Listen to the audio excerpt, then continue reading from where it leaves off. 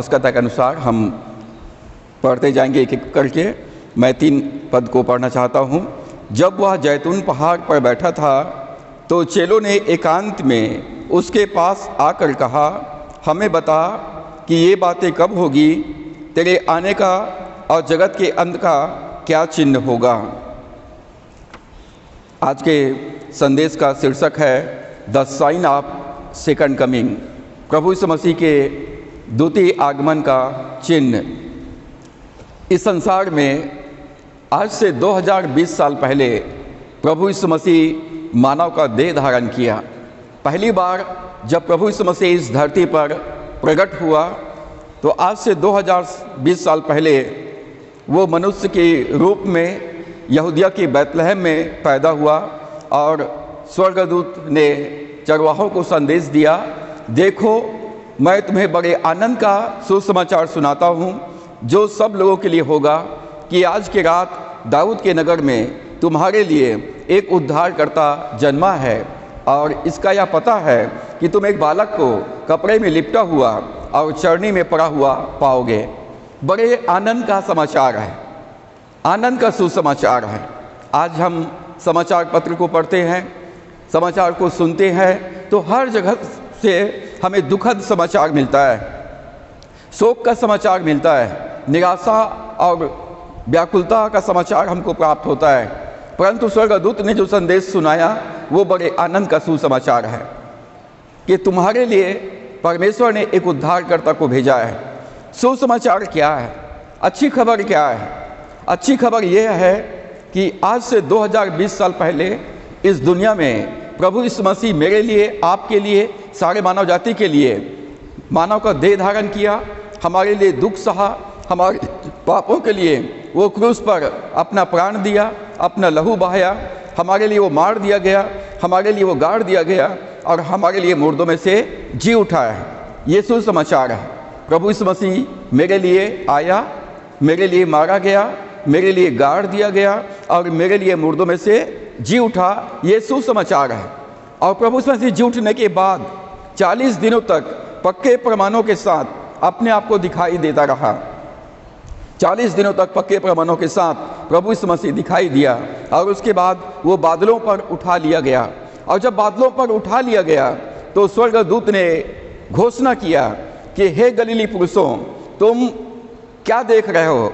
जिस प्रकार से उसको तुमने बादलों पर जाते हुए देखे हो उसी प्रकार से उसको वापस आते हुए देखोगे। ये प्रभु यीशु मसीह का प्रथम आगमन था और उसके बाद प्रभु यीशु मसीह का स्वर्गारोहण था। जब दूसरी बार प्रभु यीशु मसीह आएंगे तो प्रभु यीशु मसीह अचानक से आएंगे, गुप्त रूप में आएंगे, चोर के समान आएंगे। और पहला थिस्सलुनीकियों 4 अध्याय 13 से 18 पद में लिखा है कि प्रभु स्वर्ग से उतरेगा, स्वर्ग से बादलों पर उतरेगा और जो हमसे पहले जो संत लोग सो गए हैं उनकी आत्माएं प्रभु के साथ होगी। प्रभु का ललकार सुनाई देगा, प्रधान स्वर्गदूत का दूत की तुरही फूकी जाएगी और जो मुर्दे हैं वे पहले अविनाशी दशा में जिलाए जाएंगे। प्रभु का ललकार सुनाई देगा, जैसे प्रभु ने लाजर को पुकारा, लाजर बाहर निकल आ, और लाजर बाहर निकल आया।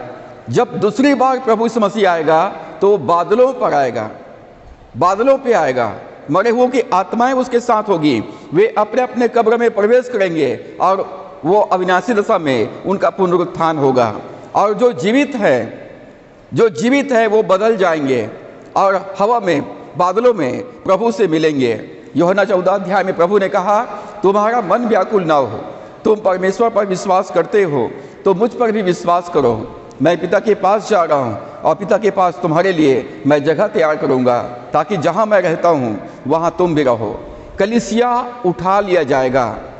इसको स्वर्गारोहण कहा गया है। अंग्रेजी में रैप्चर शब्द इस्तेमाल किया गया है। रैप्चर, कलीसिया का उठाया जाना। ये गुप्त रीति से होगा। लोग यहाँ वहाँ गुमनामी का रिपोर्ट लिखवाएंगे, यहाँ से इतने लोग मिसिंग है, यहाँ से इतने लोग गायब है।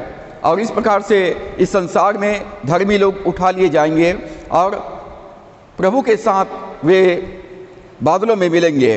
और इस पृथ्वी पर कृष्ण विरोधी और झूठे भविष्यवक्ता का साम्राज्य होगा। 7 साल का महाक्लेश होगा। यहाँ तक कि इस्राएल भी उनके साथ हाथ मिलाएगा और ख्रिस्ट विरोधी जो एक राजनीतिक नेता होगा और झूठा भविष्यवक्ता जो एक धार्मिक गुरु होगा, वो बहुत ही चिन्ह चमत्कार दिखाएगा। सब लोग उनके धोखे में, उनके बहकावे में आ जाएंगे। इस्राएल देश में, यरूशलेम में जिस प्रकार से राजा सुलेमान ने मंदिर बनवाया था, वैसी एक नया मंदिर बनाया जाएगा और 3.5 साल के बाद वहाँ पर ख्रिस्ट विरोधी जो है अपना मूर्ति मंदिर के अंदर रख देगा, जिसे घृणित वस्तु कहा गया है। और उसके बाद सारी बलिदान वो अपने लिए चढ़ाने के लिए कहेगा और तब इस्राएल ठोकर खाएगा और इस्राएल को समझ में आएगा कि यही ख्रिस्ट विरोधी है। और उस समय 666 अंक दिया जाएगा। जो लोग 666 अंक नहीं लगाएंगे उनको बहुत सारी समस्याओं का सामना करना पड़ेगा।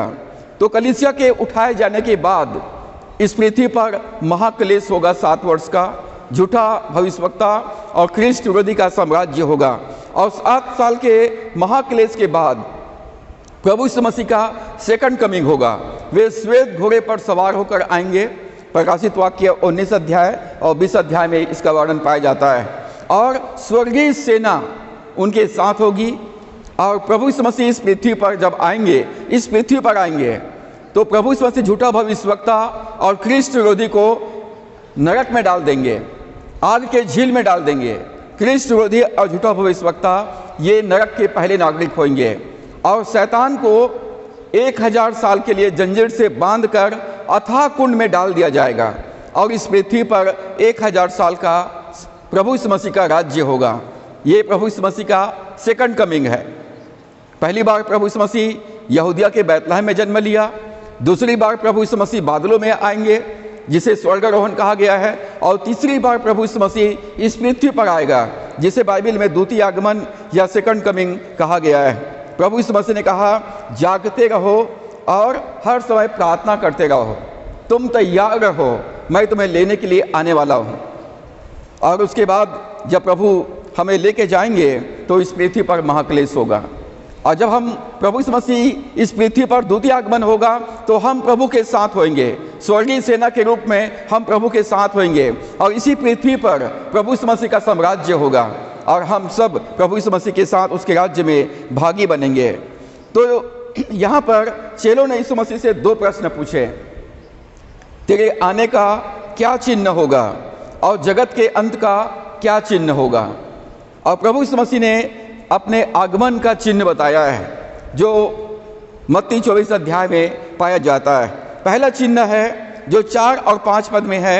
यीशु ने उनको उत्तर दिया, सावधान रहो, कोई तुम्हें न भरमाने पाए, क्योंकि बहुत से ऐसे होंगे जो मेरे नाम से आकर कहेंगे मैं मसीह हूँ और बहुतों को भरमाएंगे। पहला चिन्ह है भरमाया जाना, भरमाए जाएंगे और इस संसार का भरमाने वाला शैतान है। प्रभु ने कहा सावधान रहो, कोई तुम्हें ना भरमाने पाए, कोई तुम्हें ना भरमाने पाए। पहला तीमुथियुस 4 अध्याय के पहले पद में पौलुस प्रेरित ने आज से 2020 साल पहले ही भविष्यवाणी कर दिया है, परंतु आत्मा इस स्पष्टता से कहता है कि आने वाले समयों में कितने लोग भरमाने वाली आत्माओं और दुष्ट आत्माओं की शिक्षाओं पर मन लगाकर विश्वास से बहक जाएंगे। पहले से ही भविष्यवाणी कर दिया गया है कि आत्मा स्पष्ट रीति से कहता है कि आने वाले समयों में कितने लोग भरमाने वाली आत्माओं और दुष्ट आत्माओं की शिक्षाओं पर मन लगाएंगे।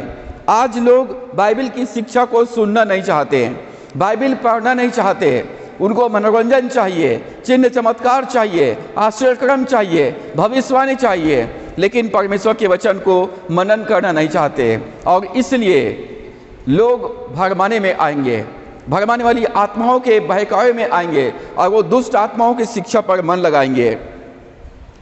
जैसे हम पाते हैं उत्पत्ति 3 अध्याय में शैतान ने आदम हवा को बहका दिया। परमेश्वर ने आदम हवा को अपने स्वरूप के अनुसार अपनी समानता में बनाया था। परमेश्वर पिता, परमेश्वर पुत्र, परमेश्वर पवित्र आत्मा, ये तीनों मिलकर अपने स्वरूप और समानता में आदम को बनाया था। आदम इस पृथ्वी पर परमेश्वर था, आदम इस पृथ्वी का ईश्वर था। आदम ईश्वर है, हवा ईश्वर है, परंतु शैतान कहता है यदि तुम ज्ञान के वृक्ष के फल को खाओगे तो तुम ईश्वर के तुल्य हो जाओगे। तुम अभी ईश्वर नहीं हो, परंतु जब ज्ञान के वृक्ष के फल को खाओगे तो तुम ईश्वर के तुल्य हो जाओगे। जबकि बाइबल कहती है भजन संहिता उसके 82 चैप्टर 6 पद में, तुम ईश्वर हो और सबके सब परम प्रधान परमेश्वर के पुत्र हो। परंतु शैतान यहाँ पर आदम हवा को आसानी से बहका दिया, क्योंकि आदम हवा ने परमेश्वर के वचन को महत्व नहीं दिया। परमेश्वर ने कहा था भले और बुरे के ज्ञान के वृक्ष के फल को मत खाना, जिस दिन तुम खाओगे उस दिन तुम निश्चय मर जाओगे। उन्होंने वचन को महत्व नहीं दिया और दुष्ट आत्मा के शिक्षा पर ध्यान लगाया, शैतान के वचन पर ध्यान लगाया। शैतान ने कहा तुम ज्ञान के वृक्ष के फल को खाओगे तो ईश्वर के तुल्य हो जाओगे, जबकि परमेश्वर ने आदम को ईश्वर बनाया था। आदम इस पृथ्वी का ईश्वर था, आदम इस पृथ्वी का शासक था। बंदर का बच्चा बंदर होता है, हाथी का बच्चा हाथी होता है, कुत्ता का बच्चा कुत्ता होता है, तो ईश्वर का बच्चा ईश्वर होगा। परंतु शैतान ने उसको बहका दिया और आज इस पृथ्वी पर बहुत सारे झूठे शिक्षक उठ खड़े हुए हैं जो बाइबल के संदेशों को तोड़ मरोड़ करके प्रस्तुत करते हैं और लोगों को बहका देते हैं। बहुत सारे लोग कहते हैं यहोवा विटनेस केवल यहोवा है, वो प्रभु यीशु मसीह को नहीं मानते, पवित्र आत्मा को नहीं मानते। कई लोग जो है ओनली जीसस केवल यीशु को मानते हैं, वो परमेश्वर को नहीं मानते, पवित्र आत्मा को नहीं मानते। और आजकल चाइना से शिक्षा प्रसारित हो रहा है, सर्वशक्तिमान की कलीसिया, वो लोग सिखा रहे हैं कि प्रभु यीशु मसीह आ चुका है और वो एक स्त्री के रूप में प्रकट हुआ है। और वे लोग एक नया बाइबल, एक नए पुस्तक छपवा लिए हैं, वो बाइबल को नहीं मानते।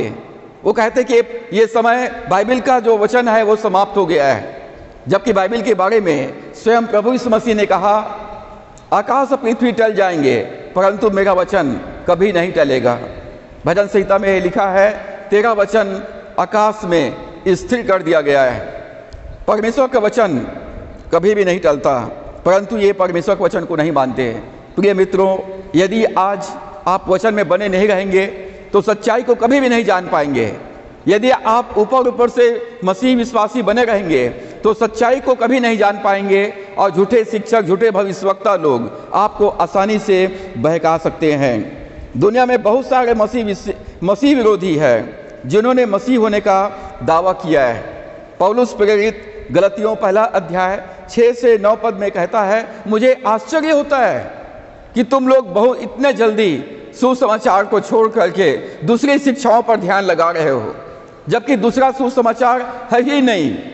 पौलुस कहता है यदि हम या स्वर्ग का कोई स्वर्ग दूत भी आकर जो सुसमाचार हमने तुम्हें सुनाया है कि आज से 2020 साल पहले प्रभु यीशु मसीह संसार में मानव का देह धारण किया, हमारे लिए वो मारा गया, हमारे लिए गाड़ दिया गया और हमारे लिए मुर्दों में से जी उठा है, यही सुसमाचार है। इस सुसमाचार को छोड़कर यदि कोई और दूसरा सुसमाचार सुनाए तो वो श्रापित हो। यदि कोई और दूसरा सुसमाचार सुनाता है तो वो श्रापित है। बाइबल जीवित परमेश्वर का जीवित वचन है, इसमें वो बातें लिखा हुआ है जो हमारे जीवन के लिए आवश्यक है और प्रभु यीशु मसीह परमेश्वर का वचन है। यीशु मसीह हमारा प्रभु है और इसलिए हमें वचन में बने रहना है।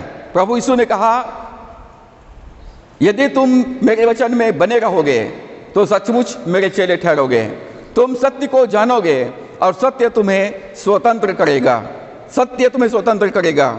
यूहन्ना 15:7 में प्रभु ने कहा तुम मुझ में बने रहो और मेरा वचन तुम में बना रहे और जो चाहे मांगो तुम्हारे लिए हो जाएगा। आज लोग वचन में बने रहना नहीं चाहते, वचन में चलना नहीं चाहते और वो केवल प्रार्थना और उपवास करके आश्चर्यक्रम प्राप्त करना चाहते हैं।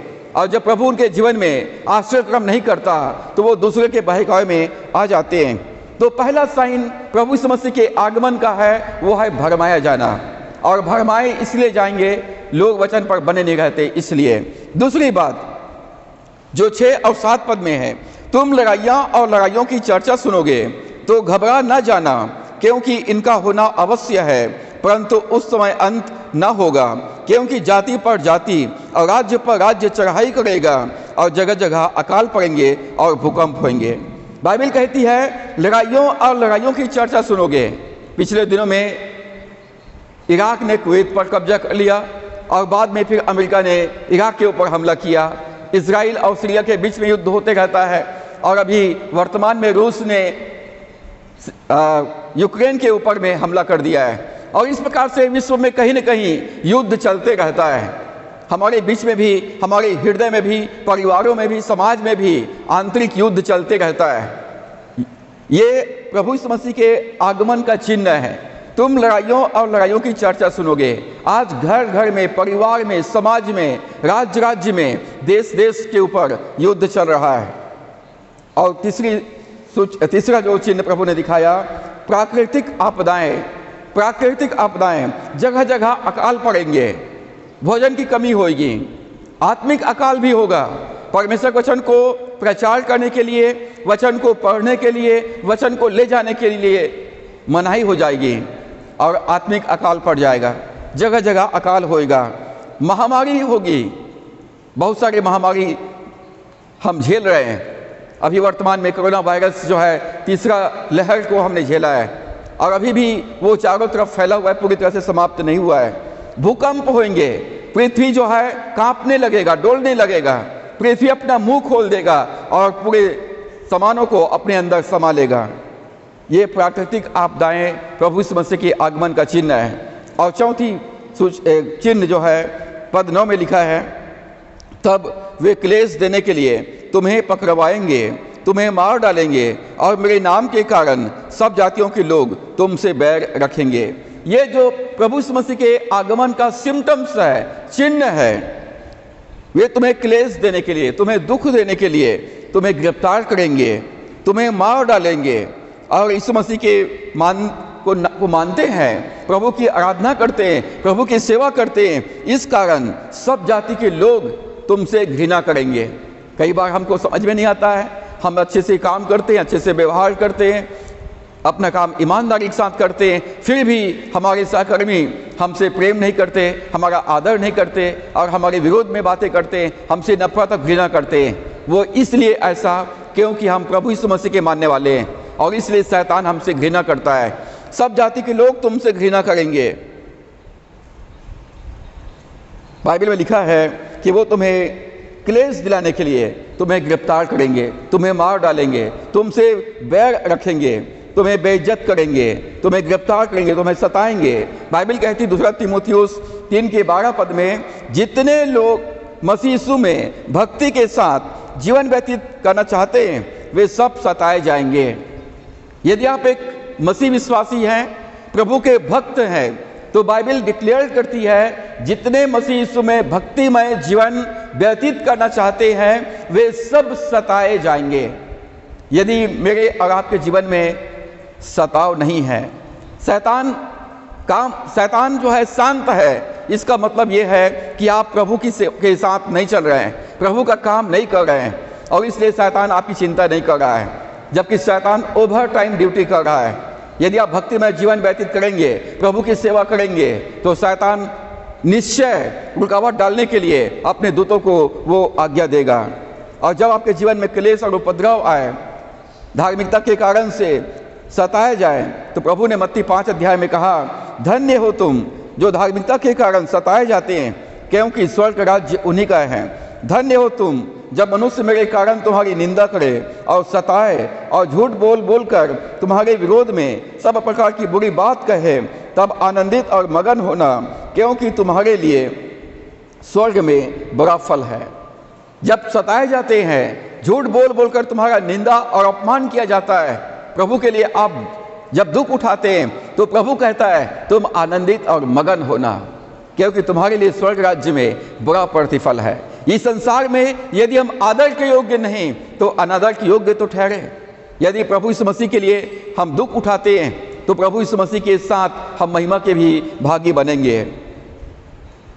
सब जाति के लोग, पांचवा जो चिन्ह दिया है, सब जाति के लोग तुमसे बैर रखेंगे, मेरे नाम के कारण सब जाति के लोग तुमसे बैर करेंगे। दूसरा तिमोथियुस 3 अध्याय 1 से 5 पद को हम पढ़ते हैं तो वहाँ पर भविष्यवाणी पहले से कर दिया गया है। यह स्मरण रख कि अंतिम दिनों में कठिन समय आएंगे।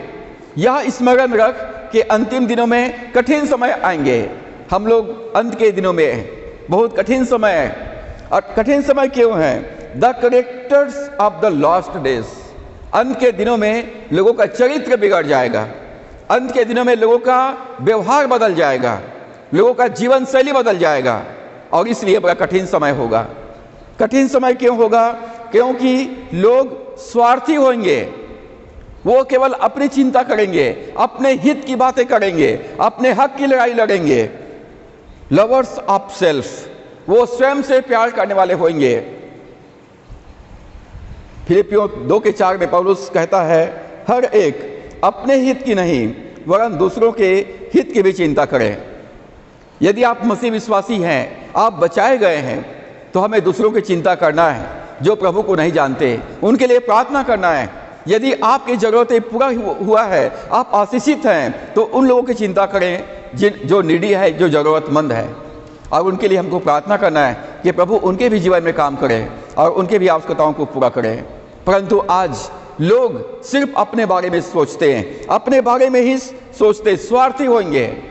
ये पहला चरित्र है। दूसरा चरित्र लोभी होंगे, लोभी होंगे, लवर्स ऑफ मनी, पैसे के प्रेमी होंगे। पैसा इस संसार में हमारे जीवन की सारी आवश्यकताओं को खरीदने के लिए एक माध्यम है। पैसे के बिना हम जीने की कल्पना नहीं कर सकते। इस संसार में कोई भी व्यक्ति पैसे के बिना जी नहीं सकता है, पैसे के बिना सेवकाई नहीं हो सकता है। परंतु पैसा हमारे जीवन का मालिक नहीं है, पैसा हमारा भगवान नहीं है, पैसा हमारा मास्टर नहीं है, पैसा हमारा सेवक होना चाहिए।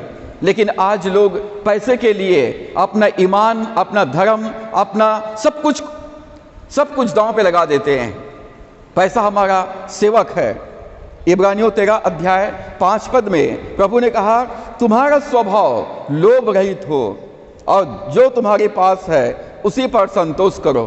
जब हम चारों तरफ लोगों को देखते हैं, बड़ी बड़ी महल है, बड़े बड़े मोटर कार है, उनके पास जीवन के सारे भौतिक वस्तुएं, विलासिता की वस्तुएं उनके पास में है, और हमारे जीवन में हम संघर्ष कर रहे हैं, अभाव में हैं, हमारी आमदनी बहुत कम है, या हम बेरोजगारी का सामना कर रहे हैं, या हमारी तनख्वाह बहुत कम है।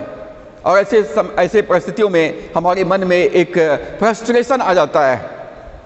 परंतु बाइबल कहती है, तुम्हारा स्वभाव, तुम्हारा चरित्र लोभ रहित हो, जो तुम्हारे पास में है उसमें संतोष करो। परमेश्वर जिस परिस्थिति में हमें रखा है, उस परिस्थिति में हमको संतुष्ट रहना है और प्रभु का धन्यवाद करना है। वो हमारी आवश्यकताओं को जानता है, वो हमारी आवश्यकताओं को जानता है। परमेश्वर अपने बच्चों को, अपने सेवकों के जरूरतों को पूरा करना जानता है। एलिया के लिए परमेश्वर ने कौओं को आज्ञा दिया और कौआ भोजन ला करके दिया। जब कौआ भोजन लाना बंद कर दिया तो सारपत नगर के विधवा ने एलिया को खिलाया। जब सारपत नगर के विधवा ने भोजन देना बंद कर दिया तो स्वर्गदूत ने आकर खाना खिलाया, और स्वर्गदूत ने खाना बंद कर दिया तो नया नियम में हम पाते हैं, एक बच्चे ने 5 रोटी और 2 मछली को लेकर के आया। जब वो भोजन समाप्त हो गया तो मछली ने अपने मुंह में सिक्का को लेकर के आया। परमेश्वर अपने सेवकों को प्रबंध करना जानता है, अपने बच्चों के जरूरतों को पूरा करना जानता है, और इसलिए लोभी ना बने, लालची ना बने, परमेश्वर पर भरोसा करें। परमेश्वर प्रभु यीशु मसीह हमारे लिए कंगाल बन गया ताकि उसे कंगाल हो जाने से हम लोग धनी किया जाएं। जब हम परमेश्वर पर विश्वास करेंगे तो प्रभु यीशु मसीह का अभिषेक गरीबी के श्राप को तोड़ता है ताकि हमारे जीवन में संपन्नता आए, भरपूरी आए। और यीशु मसीह ने कहा, मैं इसलिए आया हूँ कि वे जीवन पाए और बहुतायत का जीवन पाए। परंतु हम प्रभु पर भरोसा नहीं करते और लालच करते हैं, हम पैसे से प्रेम करते हैं, पैसे के पीछे भागते हैं, बेईमानी करते हैं। पहला तिमोथियुस 6 अध्याय 10 पद में लिखा है, रुपये का लोभ, रुपये का लालच, रुपये का प्रेम सब प्रकार की बुराइयों की जड़ है। सब प्रकार की बुराई पैसे के प्रेम के कारण से होता है। और पैसे के मामले में परमेश्वर ने चार्ज शीट मसीहों के ऊपर लगाया है। प्रभु यीशु मसीह हमारा वकील है। Jesus Christ is our advocate. और स्वर्ग के अदालत में हमारे विरोध में चार्ज शीट दायर हुआ है। मलाकी 3 अध्याय 8 और 9 पद को हम पढ़ते हैं तो हमारे खिलाफ चार्ज शीट लगा हुआ है। परमेश्वर कहता है, क्या मनुष्य मुझे धोखा दे सकता है? क्या मनुष्य मुझको लूट सकता है? परमेश्वर कहता है, तुम मुझको धोखा देते हो, तुम मुझको लूटते हो, तुम मेरे हिस्से का चोरी करते हो, इस कारण तुम पर भारी श्राप पड़ा हुआ है। सारी जाति के लोग मुझे लूटते हैं, मुझको धोखा देते हैं, मेरे हिस्से का लालच करते हैं, इस कारण तुम पर भारी श्राप पड़ा हुआ है। आज मसीह जगत में जिधर देखो उधर लोग आर्थिक तंगी में हैं, आर्थिक समस्याओं में हैं, और लोग पैसे की मांग करते हैं कि पादरी साहब हम आर्थिक समस्याओं से गुजर रहे हैं, हमारी मदद कीजिए। सेवक लोग हर जगह, हम मिनिस्ट्री में हैं, हमारी मदद कीजिए। जिसको देखो वो पैसा मांग रहा है, दुर्दशा में पड़े हुए हैं, श्राप में पड़े हुए हैं। यदि आप सेवा में हैं, प्रभु की काम कर रहे हैं, तो प्रभु आपकी सेवा में आपकी जरूरत को पूरा करेगा। यदि आप प्रभु के भक्त हैं, मसीह विश्वासी हैं, तो प्रभु आपके जरूरत को पूरा करेगा। पौलुस फिलिपियों 4:19 में कहता है, मेरा परमेश्वर अपने महिमा के धन के अनुसार जो महिमा सहित मसीह यीशु में है, तुम्हारे हर एक घटी को पूरा करेगा। स्वर्ग पृथ्वी प्रभु का है। प्रभु कहता है, स्वर्ग पृथ्वी मेरा है। स्वर्ग पृथ्वी का अधिकारी यीशु मसीह है। प्रभु यीशु मसीह स्वर्ग पृथ्वी का मालिक है। तो इस धन संपत्ति को यीशु मसीह क्या करेगा? अपने बच्चों की और अपने सेवकों की जरूरत को पूरा करने में इस्तेमाल करेगा। और इसलिए वो कहता है, मांगो तुम्हें दिया जाएगा, तुम मुझ में बने रहो, मेरे वचन में बने रहो, और जो चाहे मांगो तुम्हारे लिए हो जाएगा। पैसे के लिए मनी मैनेजमेंट प्रभु ने सिखाया है। यदि तुम मुझ पर पैसे के लिए भरोसा करते हो तो अपने कमाई का, अपने आमदनी का 10वां हिस्सा मेरी सेवा के लिए मेरे भंडार में लेकर के आओ। और जब तुम 10% बचत करने में तुम कामयाब हो जाओगे, 10% को इन्वेस्ट करने में कामयाब हो जाओगे, 10% को मेरे राज्य में देने में तुम सफल हो जाओगे, तो मैं तुम्हारे लिए अपने स्वर्ग के भंडार खोल दूंगा और तुम्हारे ऊपर अपरंपार आशीष की वर्षा करूंगा कि तुम्हारे कटोरा उबलने लग जाए। यदि मलाकी 3:10 को चाहते हैं कि वो आपका हो, तो प्रभु कहता है, सारा 10वां अंश मेरे भंडार में ले आओ और ऐसा करके मुझे परखो कि मैं तुम्हारे ऊपर अपरंपार आशीष की वर्षा करता हूं या नहीं। हम सब बातों पर विश्वास करते हैं, लेकिन प्रभु पर और उसके वचन पर हम पैसे के मामले में विश्वास नहीं करते। आज मसीही लोग और प्रभु के सेवक लोग पैसे के मामले में प्रभु पर भरोसा नहीं करते हैं, लालच करते हैं, सेवा के लिए डिमांड करते हैं, प्रार्थना कराने के लिए डिमांड करते हैं, प्रभु पर भरोसा नहीं करते हैं। और इस कारण बाइबल कहती है तुम पर भारी श्राप पड़ा हुआ है। ये चार्ज शीट है। अंत के दिनों में लोग पैसे के प्रेमी होंगे, पैसे के लोभी होंगे। और जकरिया 5 अध्याय 3 और 4 पद को पढ़ते हैं तो लिखा है, चोर के घर में शैतान घुसकर ठहरेगा और उसको लकड़ी और पत्थरों समेत नाश कर देगा। यदि आप 10वां अंश की चोरी करेंगे, 10वां अंश की लालच करेंगे, 10वां अंश प्रभु को नहीं देंगे, तो दुष्ट आत्मा आपके जीवन में, आपके परिवार में, आपके बिजनेस में, आपके मिनिस्ट्री में घुस कर बैठा रहेगा और आपके पूरे परिवार को नाश कर देगा, आशीष को नाश कर देगा। परमेश्वर के ये चार्ज शीट लगा हुआ है और इस आरोप से यदि मुक्त होना चाहते तो अपना जीवन प्रभु को सौंपें और जो भी प्रभु देता है पूरे विश्वास योग्यता के साथ अपनी कलीसिया में 10वां अंश देकर प्रभु का धन्यवाद करें। और तीसरी बात जो अंत के दिनों में लोगों का चरित्र होगा वो है डींग मार, ढोंग करने वाले, दिखावा करने वाले, थोथा चना बाजे घना। थोड़ा सा काम करेंगे और बढ़ा चढ़ा कर उसको बताएंगे। थोड़ी सी सेवकाई में प्रभु आशीष दिया, बढ़ा चढ़ा कर उसको बताएंगे। थोड़ा सा बाइबल पढ़ा, बढ़ा चढ़ा कर बताएंगे, डींग मारेंगे, दिखावा करेंगे। प्रभु कहता है सावधान, मनुष्य जो है बाहरी रूप को देखता है परंतु परमेश्वर भीतरी मन को देखता है। आपके हमारा सोचना विचारना, हमारा चलना फिरना परमेश्वर दूर से समझ लेता है। अंत के दिनों में लोग डींग मार होंगे, चौथी बात जो चरित्र होगा अंत के दिनों में लोगों का, वो है अभिमानी होंगे, घमंडी होंगे, घमंड करेंगे अपने परिवार पर, अपने खानदान पर, अपने शिक्षा के ऊपर, अपने संपत्ति के ऊपर, अपने नौकरी के ऊपर, अपने बिजनेस के ऊपर, अपने सांसारिक संसाधनों के ऊपर लोग घमंड करेंगे। लोग घमंड करते हैं। बाइबल कहती है विनाश से पहले गर्व और ठोकर खाने से पहले घमंड आता है, इसलिए घमंड ना करें। दाऊद कहता मैं यहोवा पर घमंड करता हूँ, मैं परमेश्वर पर घमंड करता हूँ, मैं यीशु मसीह पर घमंड करता हूँ कि यीशु मसीह मेरे लिए इस दुनिया में अपना प्राण दे दिया, मेरे लिए वो कंगाल बन गया, मेरे लिए वो रोगी बन गया, मेरे लिए वो पापी बन गया, मेरे लिए वो निर्बल बन गया, मेरे लिए उसने मेरा पूरा दाम चुका दिया है और मुर्दों में से वो जी उठा है और वो मेरे साथ में है। यदि घमंड करना है तो प्रभु पर घमंड करें। और बहुत सारे लोग अंत के दिनों में निंदा करने वाले होंगे, निंदा करने वाले, अपमानजनक और कड़वे शब्दों का इस्तेमाल करेंगे। आज परिवार में, समाज में, देश में लोग एक दूसरे को पसंद नहीं करते हैं। एक व्यक्ति दूसरे व्यक्ति को पसंद नहीं करता है, एक सेवक दूसरे सेवक को, एक मसीह विश्वासी दूसरे मसीह विश्वासी को पसंद नहीं करता है। एक दूसरे का अपमान करते हैं, उनको डोमिनेट करते हैं, उनकी निंदा करते हैं, उनका मजाक उड़ाते हैं, जबकि हम सब एक ही पिता के संतान हैं, एक ही परिवार के सदस्य हैं। और इसलिए हमें एक दूसरे को शरीर में नहीं परंतु आत्मा में समझना है और एक दूसरे के सेवा का, एक दूसरे के अभिषेक का, एक दूसरे के बुलाहट का, एक दूसरे के टैलेंट का हमें आदर करना है। और बाइबल कहती है परमेश्वर से प्रेम करो और अपने पड़ोसी से अपने समान प्रेम करो।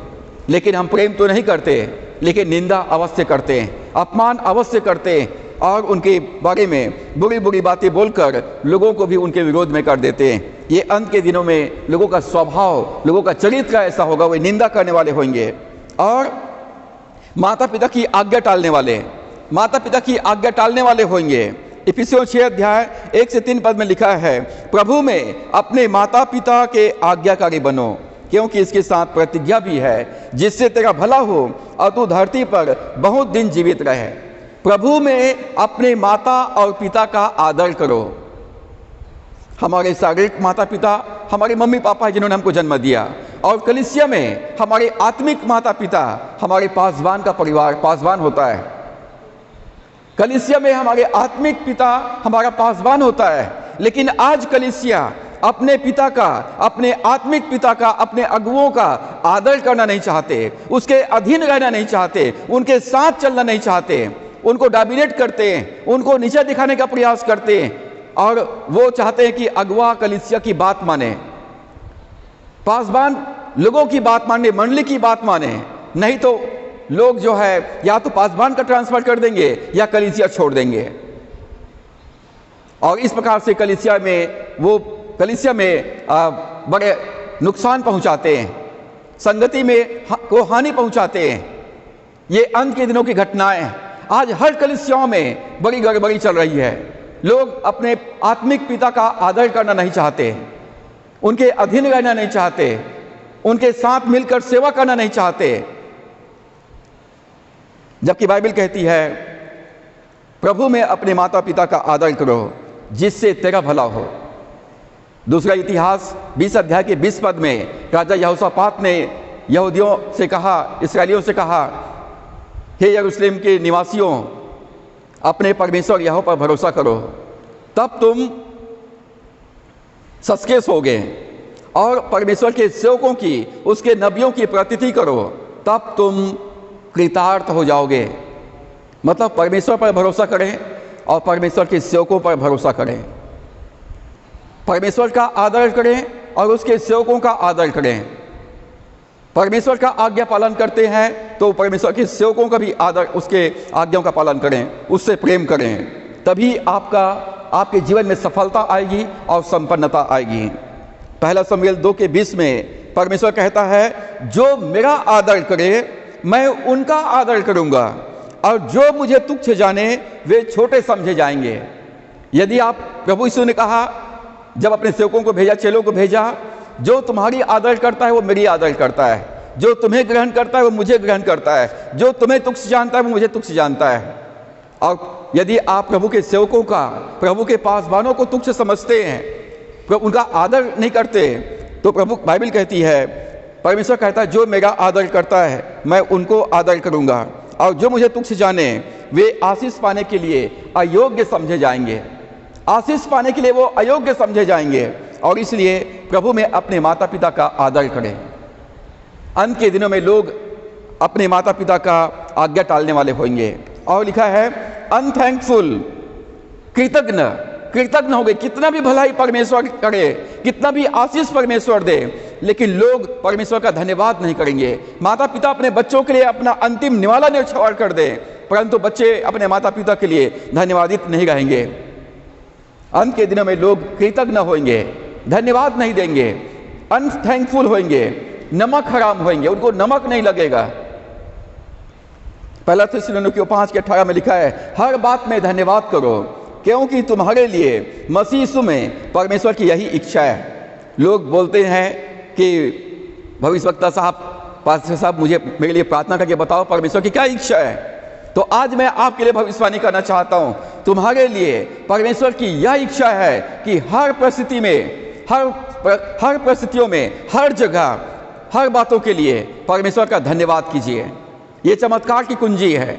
जब आप धन्यवाद देंगे परमेश्वर को, जब परमेश्वर के प्रबंध पर, उसके मैनेजमेंट पर भरोसा करेंगे, तो परमेश्वर आपके जीवन में चमत्कार करेंगे। ये आश्चर्यक्रम की कुंजी है। और अगली बात जो लोगों का चरित्र होगा वो है अपवित्र होंगे, अनहोली होंगे। लोग अपने ऊपर से धार्मिकता का भेष धरेंगे। वो सफेद कपड़े, सफेद बाल, सफेद दाढ़ी रख करके वो अपने आप को होली दिखाएंगे, पवित्र दिखाएंगे। लेकिन हमारी पवित्रता बिना प्रभु यीशु मसीह के वो व्यर्थ है। बाइबल कहती है, जैसा तुम्हारा बुलाने वाला पवित्र है वैसा तुम भी पवित्र बनो। अपने सारे चाल चलन में पवित्र बनो। अपने सारे चाल चलन में, अपने कामों में, अपने व्यवहार में पवित्र बनो। अंत के दिनों में लोगों का चरित्र होगा दया रहित होंगे, वो कठोर होंगे। बाइबल में लिखा है कि धन्य है वे जो दयावंत है, क्योंकि उन पर दया की जाएगी। यदि आप परमेश्वर की दया, उसकी करुणा चाहते हैं, उसकी तरस को चाहते हैं, तो आप एक दूसरे के ऊपर तरस खाएं, एक दूसरे से प्रेम करें, एक दूसरे के लिए दयावंत बने। आशीषित है वह व्यक्ति जो दूसरों के लिए दयावंत है। परमेश्वर की दया और उसकी कृपा को वो प्राप्त करेगा।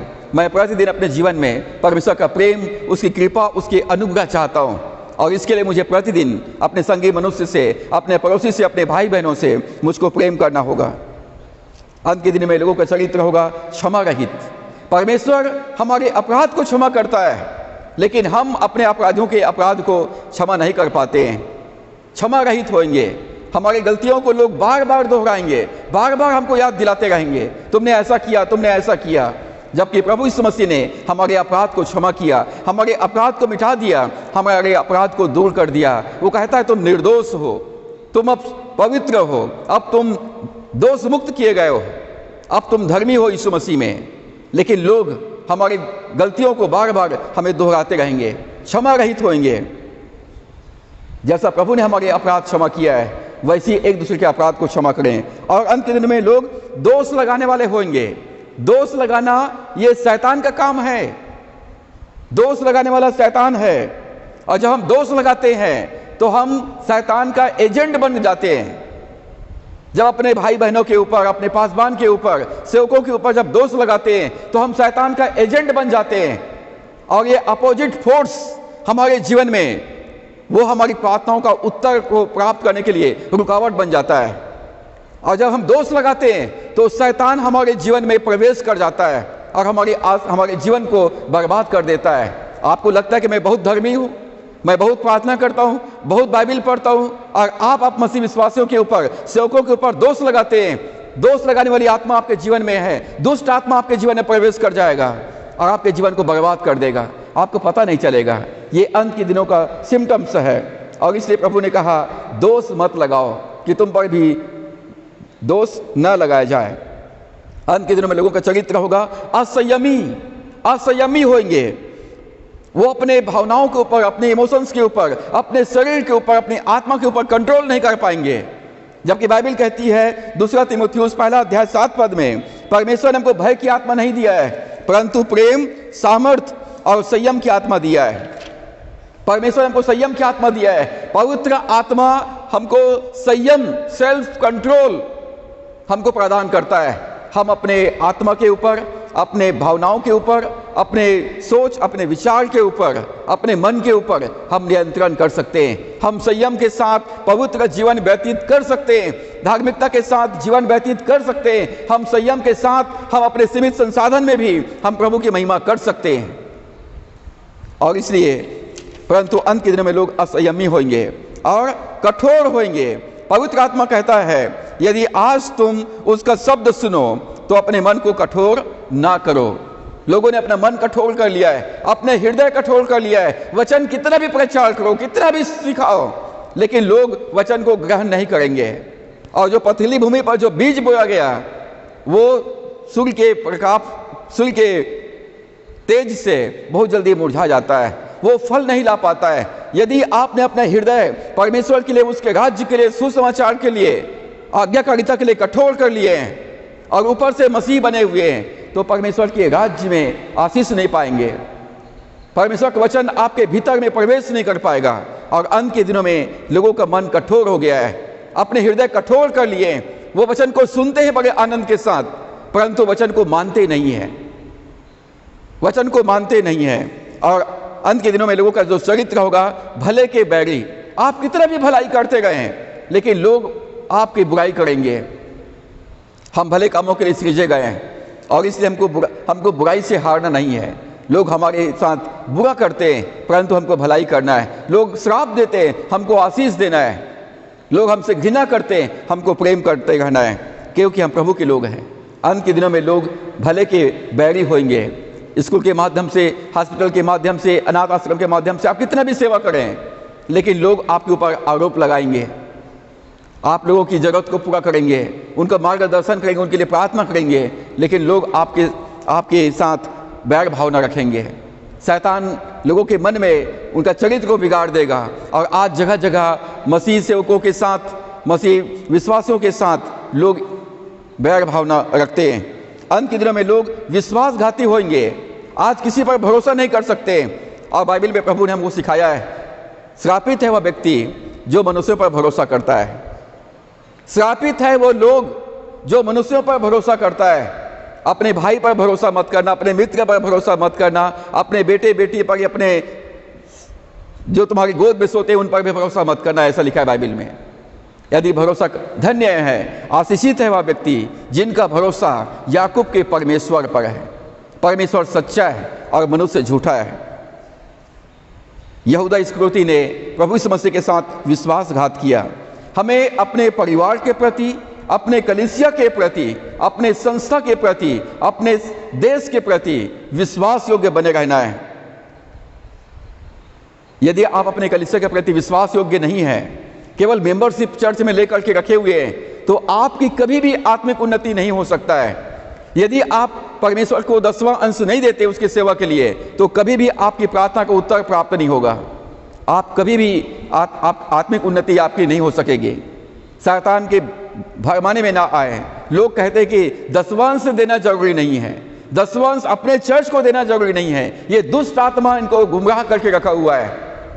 आप यदि ऐसा शिक्षा मानते हैं, ऐसा सोचते हैं, ऐसा करते हैं, तो आपकी आत्मिक उन्नति कभी भी नहीं हो सकती है।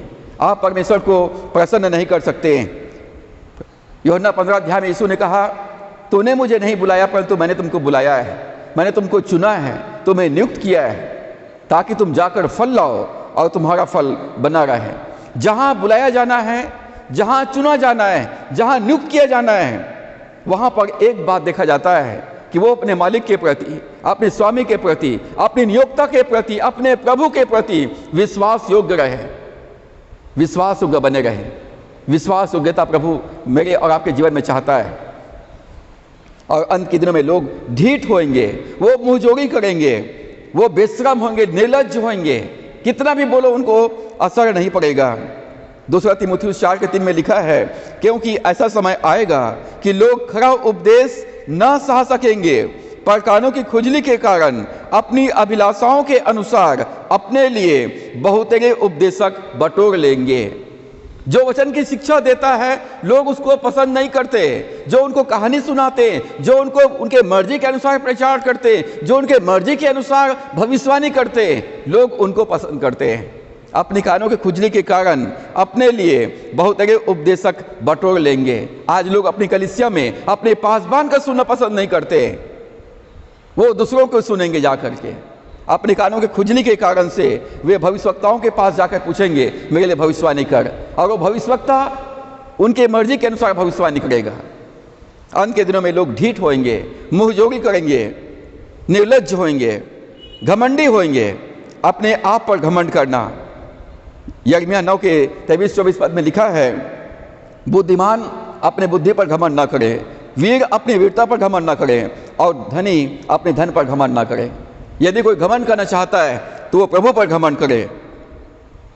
अंत के दिन में लोग घमंडी होंगे। और एक चरित्र है, वो परमेश्वर के नहीं वरन सुख विलास के चाहने वाले होंगे। परमेश्वर को प्यार करने वाला, सुसमाचार को प्यार करने वाला, कलीसिया से प्यार करने वाला, परमेश्वर के राज्य से प्यार करने वाले नहीं, परंतु वो अपने सुख सुविधाओं से, सुख विलास के चाहने वाले होंगे। और बाइबल में लिखा है, यदि कोई प्रभु यीशु मसीह से प्रेम ना करे, सुसमाचार से प्रेम ना करे, तो वो श्रापित हो। परमेश्वर ने इस संसार में हमें जीवितों के बीच में रखा है ताकि हम उसके पुनरुत्थान के गवाह बने, उसके सुसमाचार प्रचार करें, गवाही दें, सेवा का काम करें। वे भक्ति का भेष धरेंगे पर उसकी शक्ति को ना मानेंगे। अंत के दिनों में लोग एकदम भक्ति का भेष धरे हुए हैं, परंतु परमेश्वर का सामर्थ्य को नहीं मानते, उसके सामर्थ्य को नहीं पहचानते हैं। प्रभु ने कहा, यदि तुम्हारी धार्मिकता सदुकियों और फरीसियों की धार्मिकता से बढ़कर ना हो तो तुम परमेश्वर के राज्य में प्रवेश नहीं कर पाओगे। अंत के दिनों में बड़ा कठिन समय आएंगे, क्योंकि लोगों का चरित्र जो है बड़ा कठिन खराब होगा। और छठवां चिन्ह जो मत्ती 24 के 11 पद में लिखा है, बहुत से झूठे भविष्यवक्ता उठ खड़े होंगे और बहुतों को भरमाएंगे। आज भविष्यवक्ताओं का बारसा आ गया है, जिसको देखो वो अपने नाम के आगे भविष्यवक्ता लगाए हुए हैं, और वे अपने मर्जी से भविष्यवाणी करते हैं। वे झूठे स्वप्न सुनाते हैं, झूठे दर्शन दिखाते हैं। और इसलिए प्रभु यीशु मसीह ने मत्ती 6 अध्याय के 15 पद में कहा, झूठे भविष्यवक्ताओं से सावधान रहो, जो भेड़ों के भेष में तुम्हारे पास आते परंतु अंतर में फाड़ने वाले भेड़िए हैं। ये झूठे भविष्यवक्ताओं से सावधान रहिए। वो झूठा झूठा भविष्यवाणी करेंगे, मीठी मीठी बातें करेंगे, और अंत में वो फाड़ने वाले भेड़िए हैं। जकरिया 10 के 2 में लिखा है, क्योंकि गृह देवता अनर्थ बात कहते और भावी कहने वाले झूठा दर्शन देखते और झूठे स्वप्न सुनाते और व्यर्थ शांति देते, इस कारण लोग भेड़ बकरियों की नाई भटक गए। प्रिय मित्रों, परमेश्वर के वचन को मनन करें, वचन पर विश्वास करें, वचन का अभ्यास करें। परमेश्वर आपको प्रकाशन देगा, परमेश्वर अपनी सारी बातें आपके ऊपर प्रकट करेगा। झूठे भविष्यवक्ताओं से सावधान रहिए। किसी भविष्यवक्ताओं के पास जाकर अपने भविष्य के लिए मत पूछिए, परमेश्वर के पास जाइए, परमेश्वर से पूछिए। पवित्र आत्मा, यीशु की आत्मा भविष्यवाणी की आत्मा है, और वो मेरे और आपके अंदर में है। आप जो बोलेंगे वो भविष्यवाणी का वचन बन जाएगा। और इसलिए झूठे भविष्यवक्ताओं से सावधान रहें। बहुत से झूठे भविष्यवक्ता उठ खड़े होंगे, ये अंत के दिनों का सिम्टम्स है। और सातवीं बात जो 12 पद में लिखा है, अधर्म के बढ़ने से बहुतों का प्रेम ठंडा हो जाएगा। आज लोगों का प्रेम परमेश्वर के लिए, कलीसिया के लिए, प्रभु यीशु मसीह के लिए, सुसमाचार के लिए ठंडा हो गया है। प्रभु कहता है कि मैं तुम्हारे विश्वास, तुम्हारा धीरज, तुम्हारा कार्य को मैं जानता हूं, परंतु मुझे तुम्हारे विरोध में यह कहना है कि तुमने पहला सा प्रेम छोड़ दिया है, पहला सा प्रेम छोड़ दिया है। आज लोग आत्मिक वरदानों के खोज में हैं। जब हम पहला कुरिन्थियों 13 अध्याय को पढ़ते हैं तो पौलुस कहता है, यदि मैं स्वर्गदूतों की बोलियां बोलूं, स्वर्गदूतों की बोलियां बोलूं और प्रेम न रखूं तो ठनठनाता हुआ पीतल और झंझनाता हुआ झांझ हूं। मैं भविष्यवाणी कर सकूं, सब प्रकार के भेदों को बता दूं, मेरे पास विश्वास का वरदान हो, दान देने का वरदान हो, भविष्यवाणी का वरदान हो, विश्वास का वरदान हो, सारे आत्मिक वरदान मेरे पास में हो, और यदि मैं प्रेम न रखूं तो ठनठनाता हुआ पीतल और झंझनाता हुआ झांझ के समान हो। और अंतिम चिन्ह आज के लिए जो मत्ती 24 के 14 पद में लिखा है, और राज्य का सुसमाचार सारे जगत में प्रचार किया जाएगा कि सब जातियों पर गवाही हो, तब अंत आ जाएगा। सुसमाचार प्रचार में बढ़ोतरी होगी और आज सुसमाचार प्रचार का काम सोशल मीडिया के माध्यम से बड़ी जोरों से हो रहा है।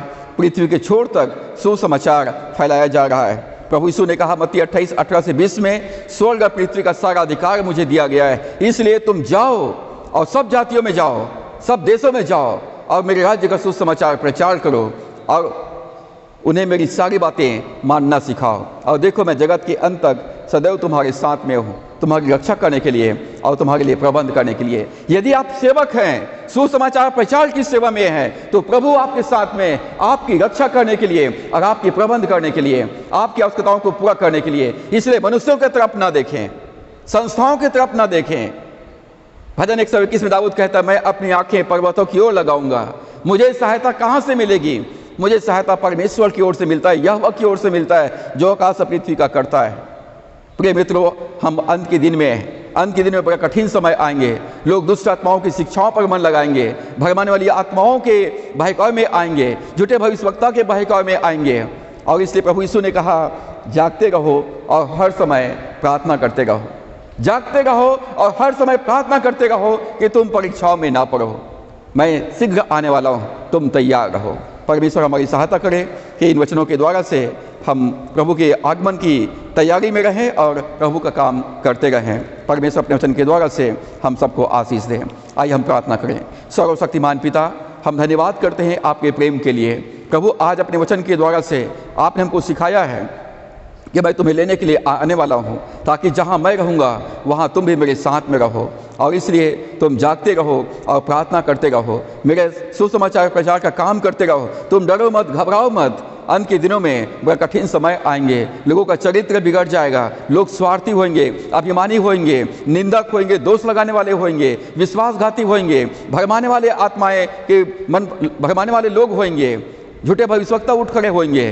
परमेश्वर दया कर प्रभु, हम संसार में रहते हुए हम पूरे विश्वास योग्यता के साथ हम तुझ में बने रहें, तेरे साथ चल सकें और प्रभु हर जगह तेरे पुनरुत्थान का हम गवाही देने पाएँ। परमेश्वर धन्यवाद करते हैं, आपने हमारी प्रार्थना को सुना है। जो ऑनलाइन सेवा में सहभागी हैं, मैं दुआ करता हूँ हर एक मसीह विश्वासी और हर एक सेवकों के लिए परमेश्वर हर की सहायता अगुवाई कर, ताकि लोग पिता तुझे अपना सहायक जाने और परमेश्वर तुझ पर भरोसा करे, तेरी आज्ञा पालन करने पाए और तेरी आशीष के पात्र बनने पाए।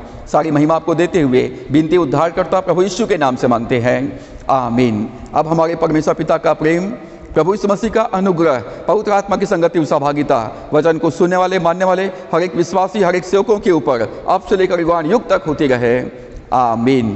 प्रभु आप सबों को आशीष दे। सबको जय मसीह की।